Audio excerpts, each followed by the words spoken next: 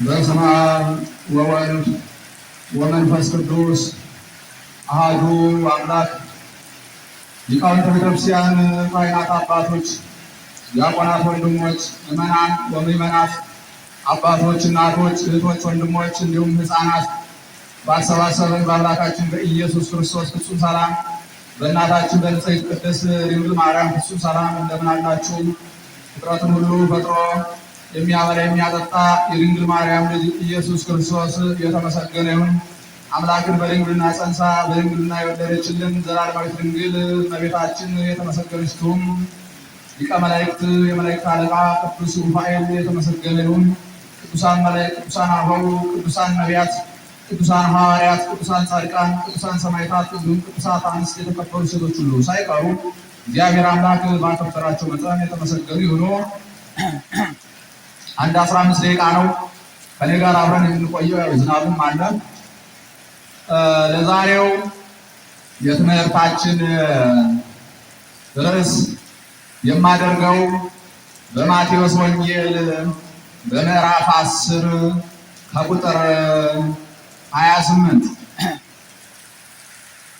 ስጋን የሚገሉትን ነፍስን መግደል አይቻላቸውምና አትፍሯቸው፣ ይልቅስ ከገደለ በኋላ ስጋና ነፍስን በትንሣኤ አስነስቶ በሲኦል በገሃነም የሚገል ስጋና ነፍስን በሲኦል በገሃነም ለዘላለም የሚቀጣ እግዚአብሔርን ፍሩ እንጂ። ይህን ቃል የተናገረው ጌታችን መድኃኒታችን ኢየሱስ ክርስቶስ ነው።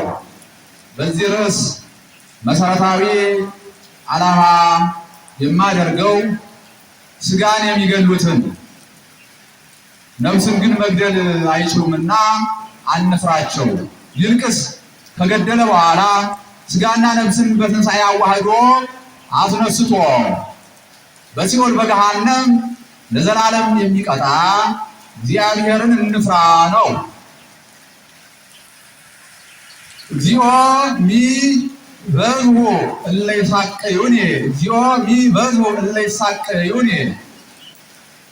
አቤቱ የሚያስጨንቁኝ ምንኛ ምንኛ በዙ እንዳለ ክቡር ዳዊት፣ የሚያስጨንቁን ያው በዝተዋል። የሚገርፉን፣ የሚያስሩን፣ የሚያሰቃዩን፣ የሚገሉን ያው በዝተዋል። ጌታችን መድኃኒታችን ኢየሱስ ክርስቶስ በማቴዎስ ወንጌል በምዕራፍ 10 ምን ይላል? በእኔ ስላመናችሁ የእኔ ስለሆናችሁ ዓለሙ ይጠላችኋል፣ ስለዚህም ወደ ፍርድ አደባባይ ያወጧችኋል፣ ይገርፏችኋል፣ ያስሯችኋል፣ ያሰቃዩአችኋል፣ ወደ እሳት ይጥሏችኋል፣ ለአናብስት ይጥሏችኋል፣ በመጋዝ ይተረትሯችኋል፣ ይገድሏችኋል። ነገር ግን ወዘአዝለፈ ትዕግሥቶ ውእቱ ይድኅን፣ መከራውን የሚታገስ ሁሉ ግን እርሱ ይድናል በማለት ጌታችን መድኃኒታችን ኢየሱስ ክርስቶስ አስቀድሞ ነግሮናል።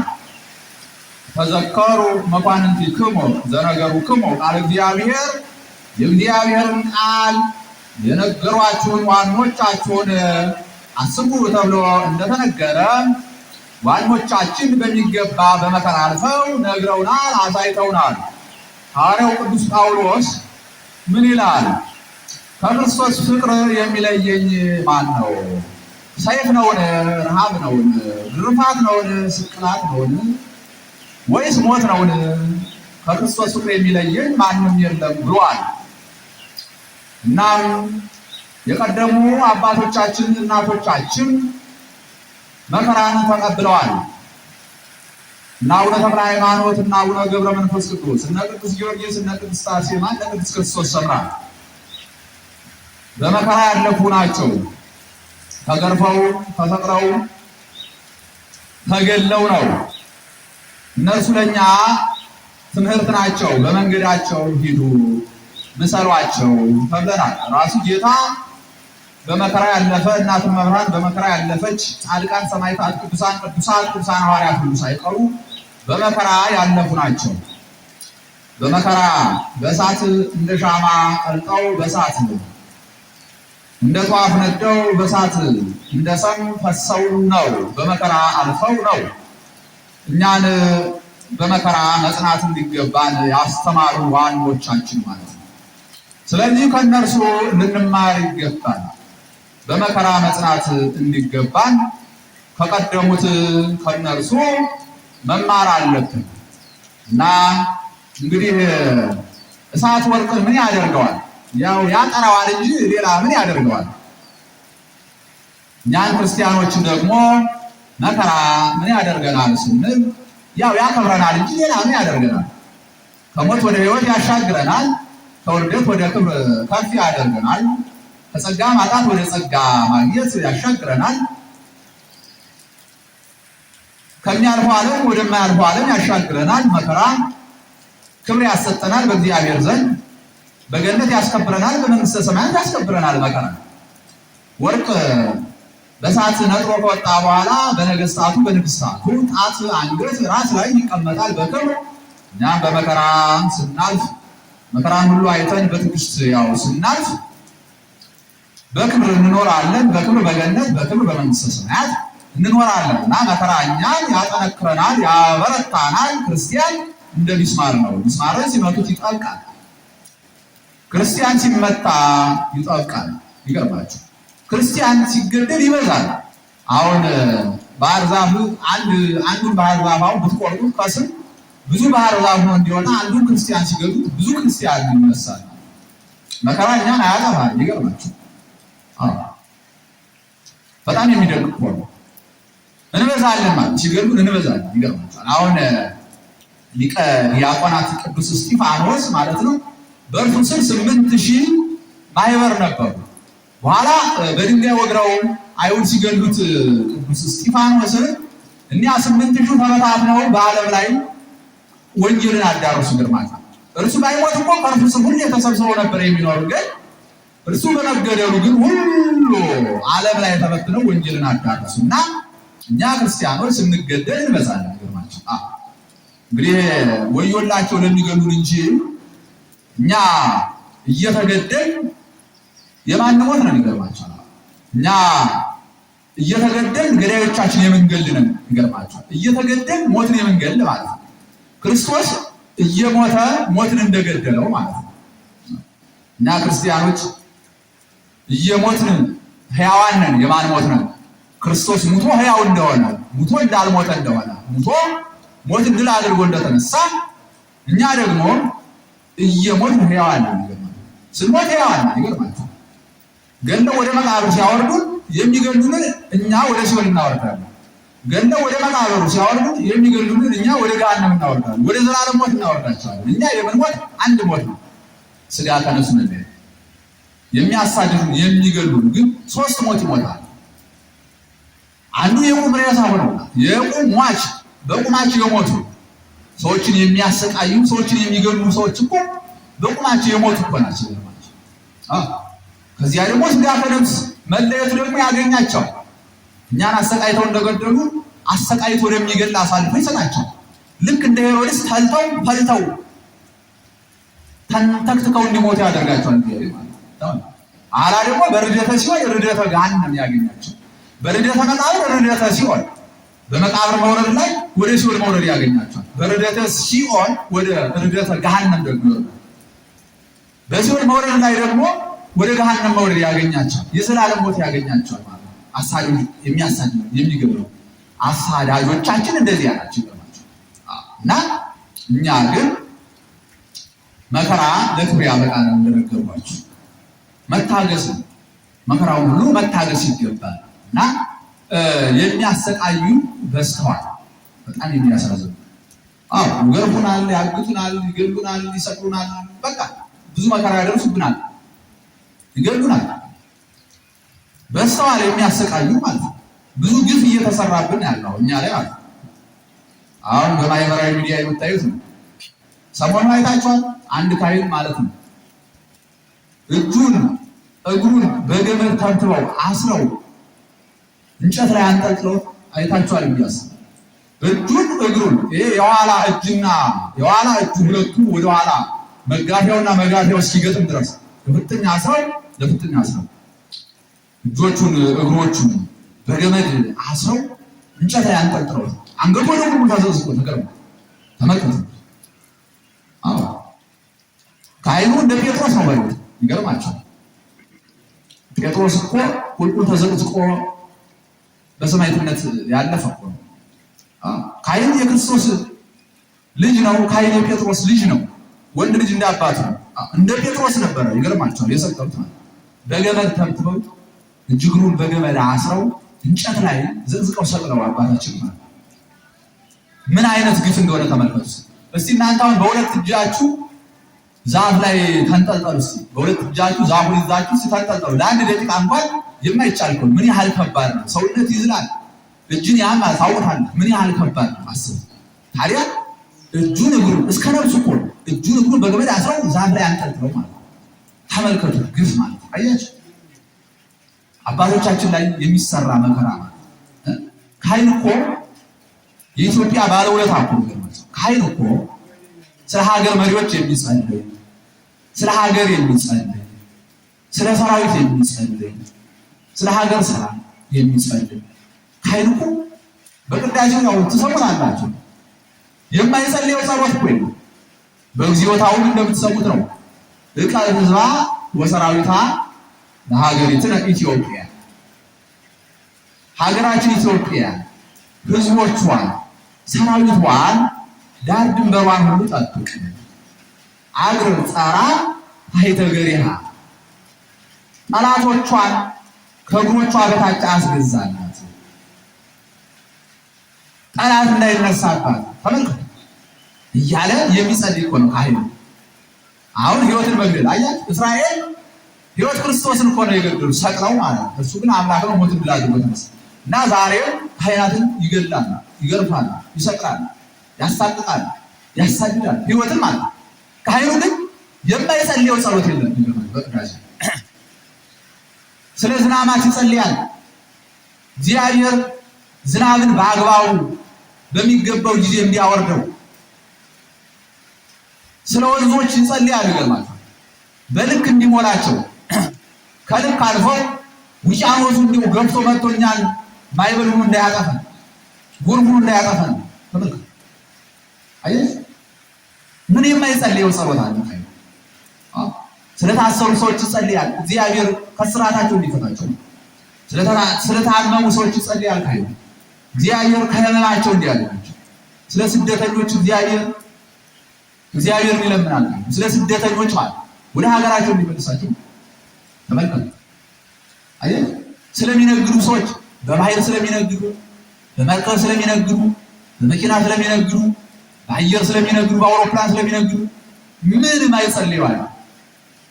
ተመልከቱ ካህን የሀገር ባለውለታ ካህን ግን ካህን እየተገደለ እየተገረፈ ተመልከቱ እንዴት አይነት ግፍ እንደሆነ ማለት ነው። ህይወት እየተገደለ ማለት ነው።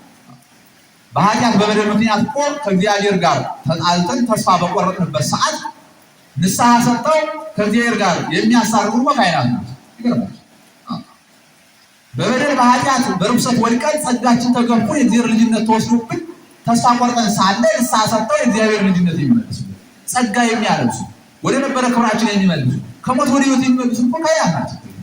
እግዚአብሔር ይፍታኛው ንስሐ ሰጠው ከበደል በደላችን እየደመሰሱ የካህናት ውለታ አስቡት። በጣም ከባድ ነው። በ40 በ80 ቀን ከዚያ በኋላ በተለያየ ዘመንም ሊሆን ይችላል ቀድሰው ማለት ነው ክርስትና አንስተው የእግዚአብሔር ልጅነት የሚያሰጡ እኮ ካህናት እኮ ናቸው። በሞት ቀን እኮ ሞት ባገኘን ቀን ሌላውን ጥሎ ሲሸሽ በፍትሐት ጸሎት ቁሞ የሚያድርልን ሌላውን ሬሳ እያለ ይሰራል። በክርስትና ስማችን አክብረው የሚጠሩ ስጋችን የሚያርፍባት ጉድጓዱ የምንቀበርበት ጉድጓዱን እንኳን ባርከው መንፈስ ቅዱስ የተዋሃደውን ዕጣን አውደው ስርዓተ ቅዳሴ አድርሰውበት በሰላም እዚህ የሚያሳርፉ ከዚያም አይረሱም። በሳልስ በሶስተኛው ቀን በሰባተኛው ቀን በ12ኛው ቀን በ40ኛው ቀን ከዚያም በዓመት በመንፈቅ በዓመት ግማሽ በ6 ወር ከዚያም ዓመታት እያለ ይቀጥላል። ለዚያ ሁሉ ለአንድ ሰው ነፍስ እኮ ቤተክርስቲያን ከፍተው የሚቀድሱ ምዕመናን ወምዕመናት በተሰባሰቡበት ውስጥ ማለት ቀድሰው ቁርባን የሚያደርጉልን ስማችን እየጠሩ ነው። ሁሉ ሬስፖንሳብል በክርስትና ስማችን አክብረው የሚጠሩ ካህናት የሀገር ባለውለታዎች ናቸው። ተመልከቱ እና በጣም እየተገፋን እየተገደልን ነው ያለው። ይህ በጣም የሚያሳዝን ሁኔታ ላይ ነው ያለው። የሚያሳዝን ዘመን ላይ ማለት ነው። ተዋሕዶ እና ኢትዮጵያ አንድ እጅ አለ አይደል? ይህ መዳፉና ጀርባው ማለት አንድ እጅ ሁለት እጅ እንዳይመስል አንድ እጅ ማለት ምን የማይለያዩ ማለት አንድ እጅ ናቸው።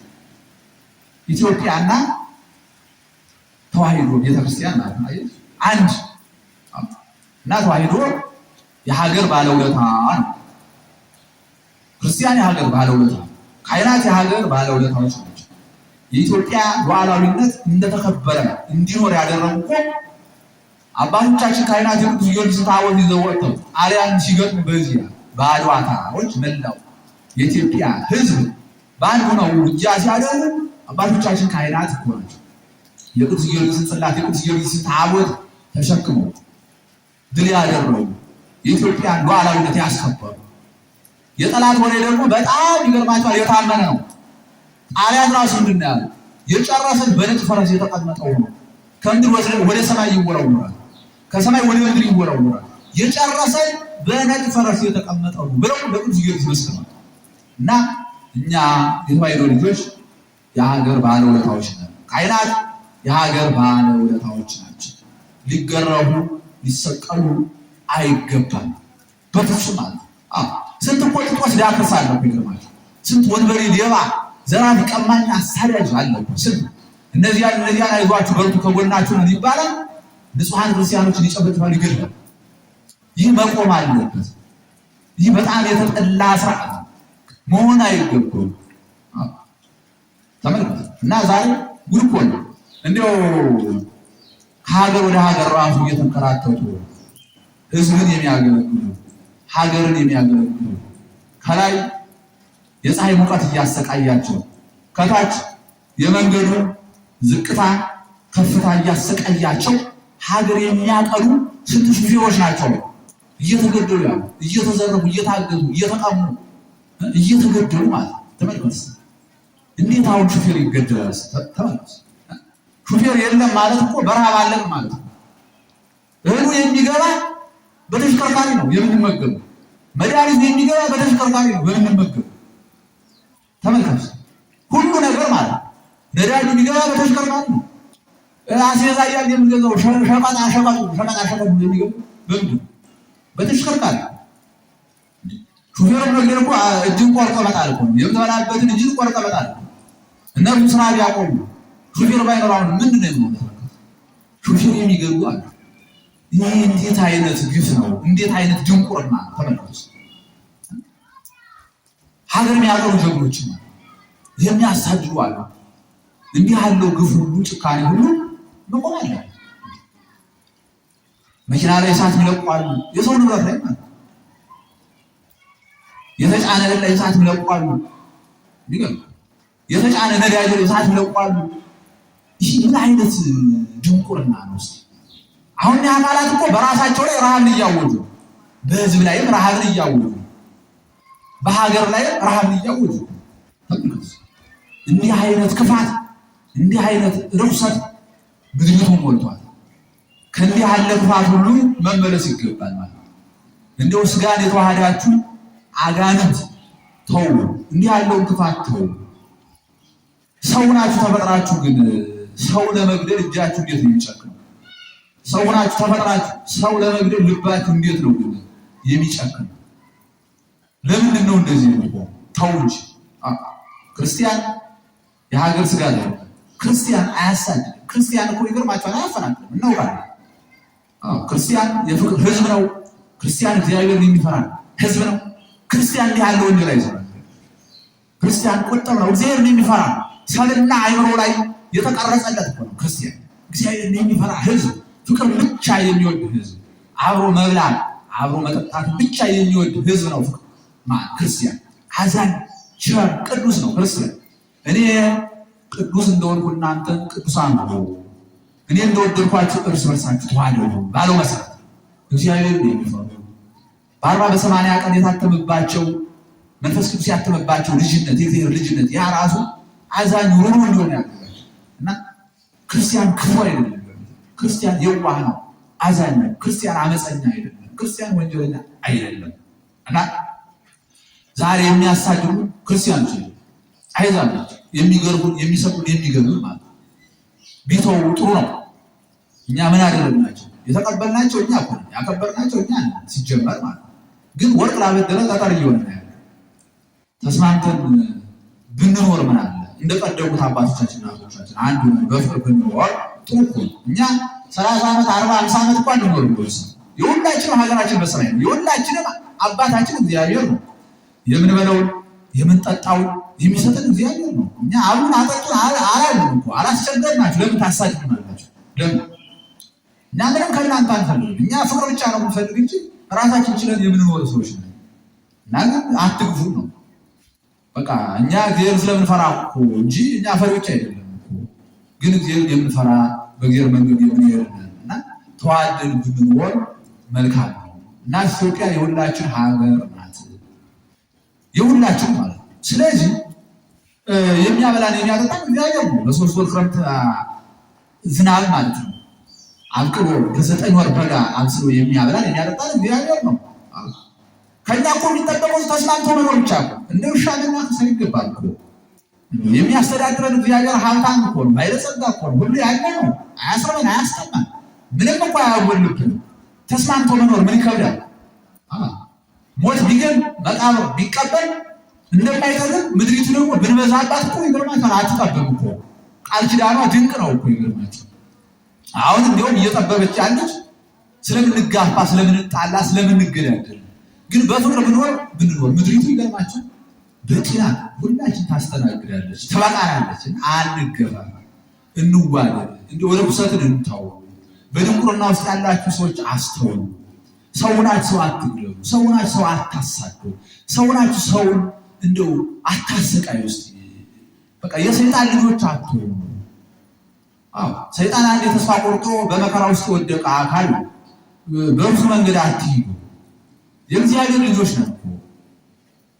ከክፋት እንራቅ እስቲ፣ መልካሞች በመልካም መንገድ እንሂድ እስቲ፣ እንተዛዘን። ሰውን ያህል ፍጡር በሰው ላይ ለምንድን ነው የሚጨክነው? ሰውን ያህል ፍጡር እንዴት ሰው ይገላል? ሰው ሁሉ እንዴት ሰው ይገላል? በእርሱ ላይ ሞት እንዲመጣ እኮ አይፈልግም፣ ግን ሰው ይገላል። በእርሱ ላይ ስቃይ መከራ እንዲመጣበት አይፈልግም፣ ግን ሰው ያሰቃያል። ይህ ምን አይነት ድንቁርና! ከእንዲህ ያለው ቆሻሻ ስርዓት መውጣት አለብን፣ ማስተዋል አለብን።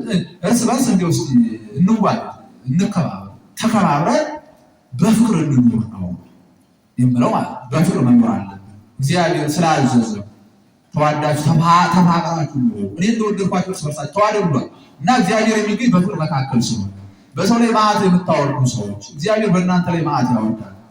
አትችሉትም። የእግዚአብሔር መዓት የሞት ይመጣባችኋል። በሰው ላይ ግፍ የምትሰሩ በራሳችሁ ላይ ነው መዓት የምታወርዱ።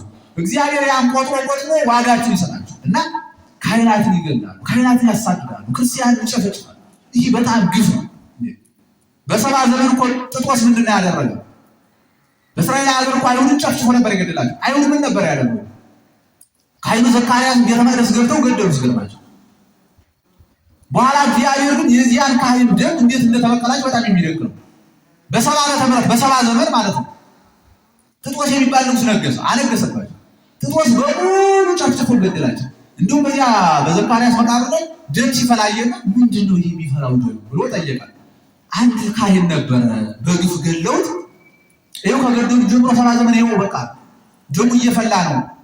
ደሙ አልበርድ ብሎ ነው እንዲህ ያው በሉ ከገዳዮች ወገን እስቲ አይሁድ ናቸው አዎ አምጡ አለና ሳብ ጎጠጥ አድርጎ ብሎ አንገታቸውን ድርድ አድርጎ ደማቸውን ቢያፈስ ያ የሚፈለው ደም ቀጣል ተበቀላቸው። በሰባ ዘመን ምንድን ነው ሙሉ አይሁድ በቃ ሙሉ እኮ ነው። አንድ የቀረ የለም። ጥጦስ እንዳለ ዱቄት ነበር ጨረሳቸው። አርዶ ነው የጨረሳቸው። እግዚአብሔር ተበቀላቸው። የዘካርያስን ደም ካህኑን ስለገደሉ የካህኑን ደም ጠብቆ ማለት ነው በሰባ ዘመን ጨረሳቸው። እና በሰው ላይ ግፍ የምታደርጉ ሰዎች በራሳችሁ ላይ ነው ግፍ የምትሰበስቡ።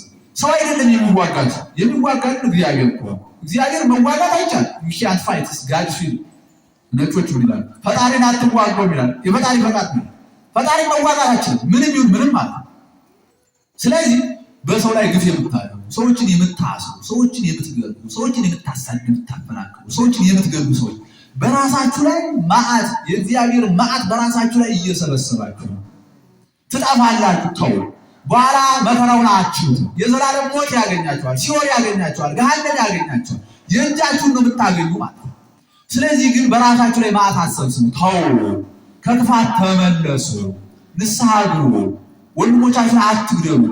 አታሳድዱ፣ አትጨፍጭፉ። ተውን፣ እንኑርበት። በቃ ተከባብረን እንኑር፣ ተዋደን በፍቅር እንኑር። ከእኛ ጋር አትጣሉ፣ ከእግዚአብሔር ጋር አትጣሉ። ተው።